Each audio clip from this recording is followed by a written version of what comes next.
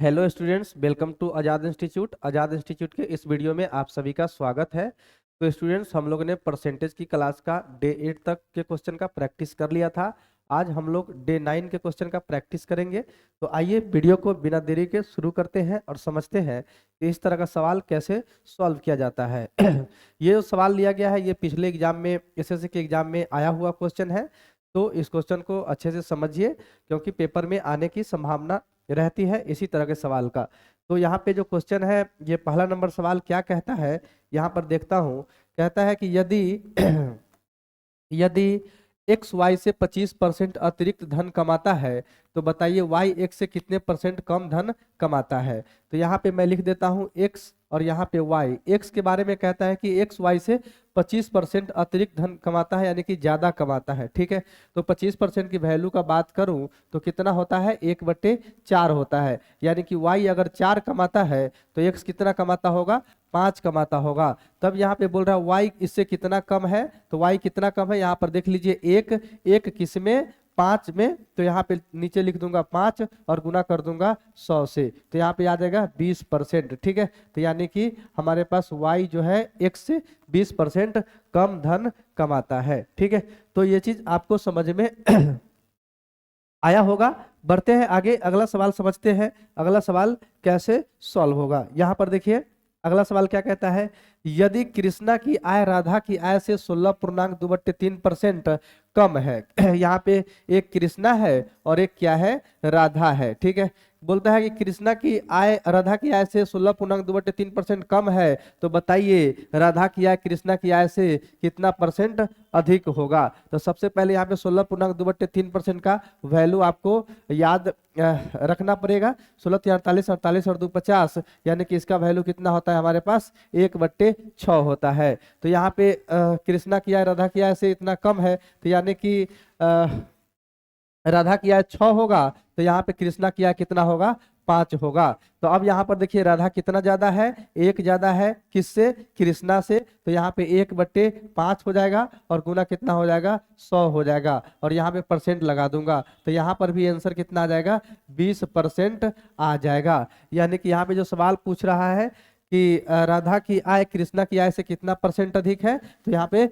20% अधिक आंसर हो जाएगा। ठीक है, तो ये भी सवाल आपको समझ में आया होगा। आगे बढ़ते हैं, अगला सवाल समझते हैं। अगला सवाल कैसे सॉल्व होगा, यहाँ पर देखिए। ये सवाल क्या कहता है, राम राम 6 काली तथा एक सफेद गेंद खरीदता है। ठीक है, यहाँ पे लिख देता हूँ काली और यहाँ पे लिख देता हूँ सफेद, सफेद को एस लिख देता हूँ। ठीक है, काली गेंद का मूल्य सफेद गेंद के मूल्य का 5/2 है। ठीक है, यानी काली गेंद गेंद का मूल्य सफेद गेंद का मूल्य का 5/2 है। यानी काली बटे सफेद कितना हो जाएगा, 5/2, यानी कि काली का 5 तो सफेद का 2 हो जाएगा। ठीक है, बिल बनाते समय कर्मचारी ने गेंदों को बदल दिया तथा बिल की कीमत 45% बढ़ गई। ठीक है, यहाँ पे ये गेंद कितना था, 6, और ये कितना था, एक्स गेंद था। समझ गए। तो शुरू में अगर इसका मूल्य की बात करूं तो 6 पंचे 30 और प्लस में 2x। ठीक है, लेकिन बिल बनाते समय इसने गेंद को बदल दिया, यानी एक्स को यहाँ कर दिया और ये 6 को यहाँ कर दिया। एक्स काली गेंद हो गया और 6 सफेद गेंद हो गया। तो यहाँ पे जब बिल बनेगा तब का जो मूल्य आएगा वो कितना आ जाएगा हमारे पास, तब का मूल्य आ जाएगा 6 दूना 12 और प्लस में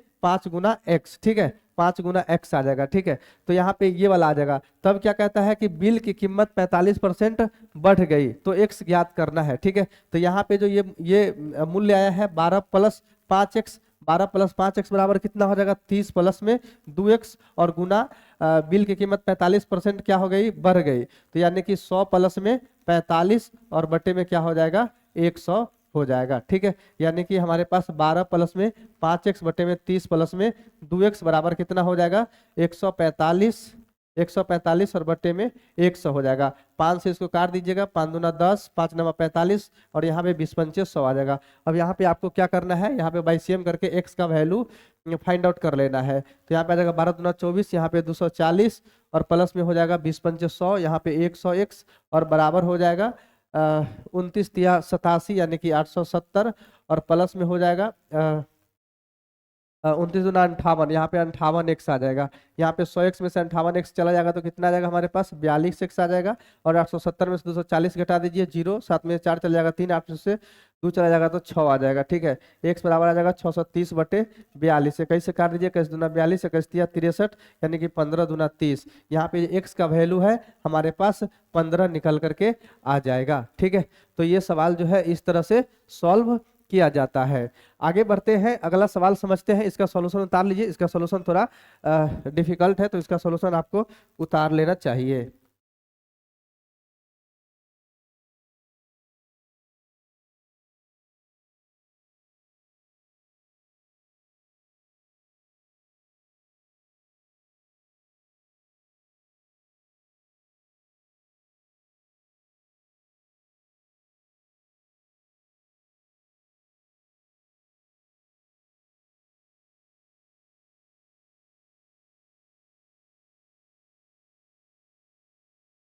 तो चलिए उतर गया होगा, आगे बढ़ते हैं, अगला सवाल समझते हैं। यहाँ पर देखिए हैं अगला सवाल कैसे सॉल्व होगा। यहाँ पर 4 नंबर सवाल क्या कहता है, यहाँ पर देखिए कहता है ए तथा बी की कुल आय 1500 रुपये है। ठीक है, यदि यहाँ पे यदि होगा, यदि ए ने अपनी आय का 90% तथा बी ने अपनी आय का 80% खर्च किया, तब उनकी बचत का अनुपात 3:4 है। उनकी पृथक आय ज्ञात करें। ठीक है, ए की आय मान लेता हूँ ए है और बी की आय मान लेता हूँ बी है। ठीक है, ए जो है अपनी आय का 90% खर्च कर देता है तो इसके पास बचत कितना होगा 10% का होगा। ठीक है, और अब बी की बात करूं तो बी ने अपनी आय का 80% खर्च कर देता है तो इसको बचत कितना का होगा 20% का होगा। ठीक है, ए का 10% बट्टे बी का 20% बराबर इसका अनुपात कितना दिया है ओरिजिनल 3:4, यानी कि 3/4। परसेंट से परसेंट उड़ा दीजिएगा, 0 से 0 उड़ा दीजिएगा, यानी ए बट्टे बी बराबर आ जाएगा हमारे पास 2 का 2, 2 दूना 4, 3/2 आ जाएगा। ठीक है, यानी कि ए का अनुपात और बी के अनुपात के रेशियो का बात करूं तो 3:2 आ जाएगा। ठीक है, लेकिन यहाँ पे ए और बी की कुल आय कितना दिया है 1500,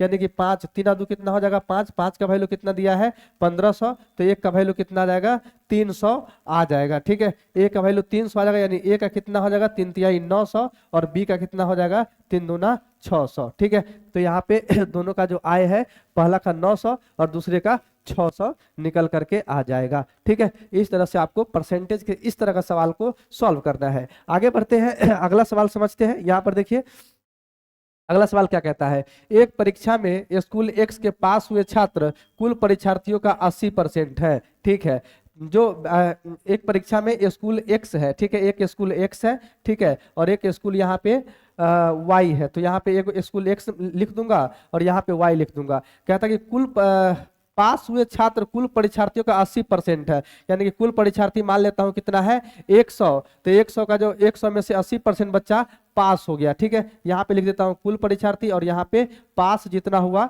उतना लिख देता हूँ, तो यहाँ पे 100 और यहाँ पे कितना हो जाएगा 80 हो जाएगा। स्कूल वाई के कुल परीक्षार्थी स्कूल एक्स के, यहाँ पे एक्स के होगा। ठीक है, स्कूल एक्स के कुल परीक्षार्थियों से 25% ज्यादा है, तो यहाँ पे एक्स में तो 100 विद्यार्थी है, तो यहाँ पे कितना हो जाएगा 125 हो जाएगा। ठीक है, 125 परीक्षार्थी हो जाएगा।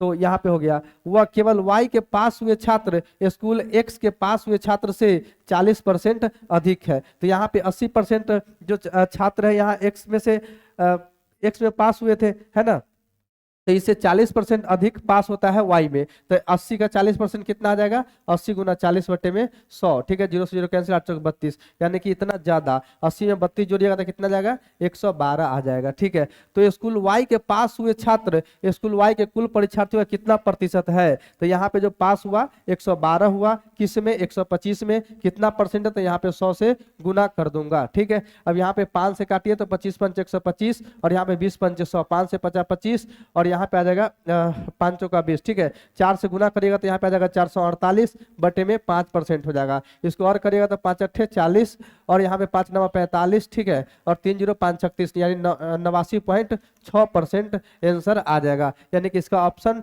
डी हो जाएगा। ठीक है, डी नहीं 89.6%, 89 सी ऑप्शन इसका सही हो जाएगा। ठीक है, तो इस तरह से आपको सवाल को हल करना है, दिमाग को घबराना नहीं है, बस सवाल जैसे बोलेगा वैसे आपको करते जाना है, ऑटोमेटिक ही आंसर आ जाएगा। ठीक है, आगे बढ़ते हैं, अगला सवाल समझते हैं। अगला सवाल कैसे हल होगा, यहाँ पर देखिए एक सर्वेक्षण में एक सर्वे होता है जिसमें 40% घरों में 2 या 2 से अधिक सदस्य है। ठीक है, मान लेता हूं सदस्य की संख्या कितना है, 100 है, जिसमें 40% में कितना बोल रहा है, 40 को में बोल रहा है कि 2 या 2 से अधिक सदस्य है। ठीक है, 2 या 2 से अधिक सदस्य, इस तरह से मैं लिख देता हूं। जिन घरों में एक सदस्य है उनमें से 20% घरों में केवल एक पुरुष है, तो 40% में 2 या 2 से अधिक सदस्य है, तो बच गया कितना, 60 हो गया। ठीक है, तो 60 में से 20% घर में केवल एक पुरुष है। ठीक है, तो 60 का 20% कितना आएगा, 12 आ जाएगा। ठीक है, और 12 आ जाएगा, यानी कि 12 में क्या है,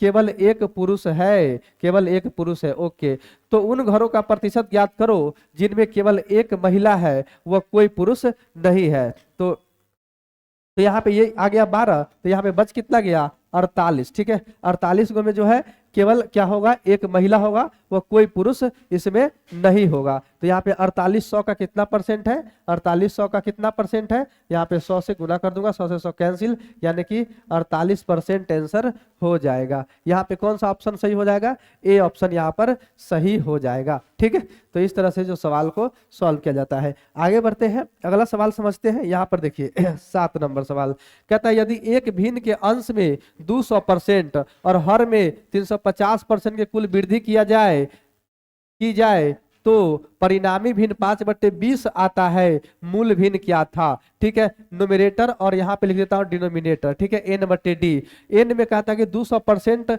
का वृद्धि किया जाता है, यानी कि कितना हो जाता है, 300% हो जाता है। ओके, और कहता है हर में 350 का, तो यहाँ पे कितना हो जाएगा, 450 हो जाएगा। परसेंट से परसेंट कैंसिल, 0 से 0 कैंसिल। लेकिन ये जो भिन्न है इतना नहीं, सवाल कहता है 5/20 हो जाता है, 15 से 15 गुना 30, 15 तिया 45। यहाँ पे n/d बराबर कितना आ जाएगा, 5 तिया 15 और 20 दूना 40, तो इसका आंसर हो जाएगा 15/40। इस तरह से भिन्न वाले सवाल को उड़ाते हैं। ठीक है, आगे बढ़ते हैं, अगला सवाल समझते हैं। जब एक बार आप समझ जाइएगा, आप खुद से सॉल्व कीजिएगा, तो आप 30 सेकंड के अंदर इस सवाल का सॉल्यूशन लिख लीजिएगा। आगे बढ़ते हैं, अगला सवाल समझते हैं। यहाँ पर देखिए क्या कहता है, यदि एक भिन्न का अंश 200% बढ़ा दिया जाए और हर 400% बढ़ा दिया जाए तो परिणामी भिन्न 1.5/20 होगा, मूल भिन्न कितना था। फिर से वही बात बोल रहा है, n/d लिख दूंगा। यहाँ पे 200% ज्यादा बोल रहा है, तो कितना हो जाएगा, 300% हो जाएगा,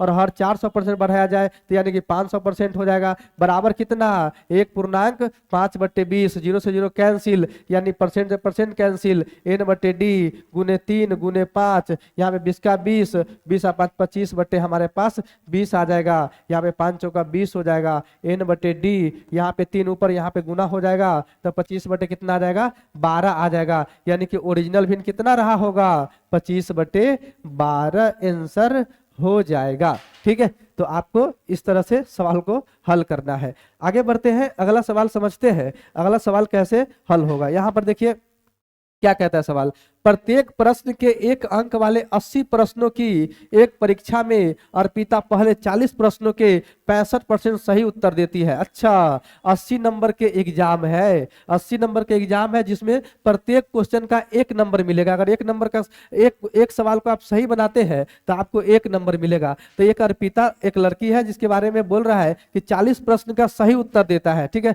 40 प्रश्नों के 65% सही उत्तर देती है। ठीक है, और पूरी परीक्षा में 75% अंक पाने के लिए 40 में से उसे कितना प्रतिशत सही उत्तर देना होगा। तो सबसे पहले इसको मैं निकाल लेता हूं। 80 नंबर का एग्जाम है, इसको 80 नंबर मतलब आएगा अगर 80 को सवाल को सही बनाता है तो यहाँ पे 80 का कितना लाना है, इसको 75%। तो 80 का 75% यहाँ पे निकालूंगा। 75% का वैल्यू कितना होता है, 3/4, 20 चौक 80, 20 तिया 60, यानी कि इसको टोटल 60 नंबर लेके आना है। लेकिन 40% 40 को क्वेश्चन और 40 में तोड़ दीजिए। ठीक है, 40 और 40 में तोड़ दीजिए इसको। 40 का 65% तो ये सही जवाब देती है। ठीक है, तो 40 का 65% कितना आ जाएगा, 40 गुने 13/20 आ जाएगा, 20 दूना 40, यानी कि 26 नंबर तो इसको इधर ही आ गया। 40 के क्वेश्चन में से 40 को का 65% क्वेश्चन सही बनाई तो 26 नंबर इसको इधर आ गया। ठीक है, बाकी 60 में से 26 को घटा दीजिए तो यहाँ पे कितना आ जाएगा,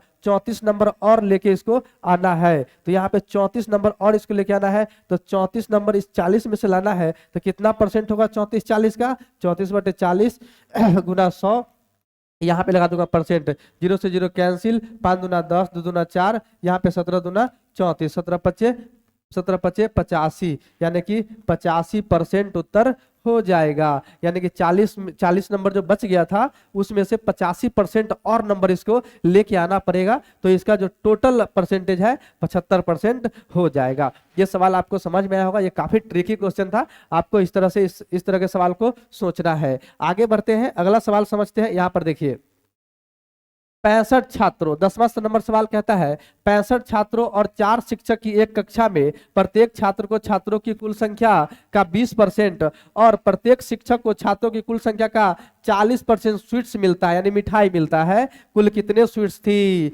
अब यहाँ पे छात्रों की संख्या की बात करूं तो कितना है 65, शिक्षक की बात करूं तो शिक्षक कितना है 4। ओके, अब यहाँ पे थोड़ा स्वीट्स की बात कर लेता हूँ, यानी कि मिठाई की बात कर लेता हूँ।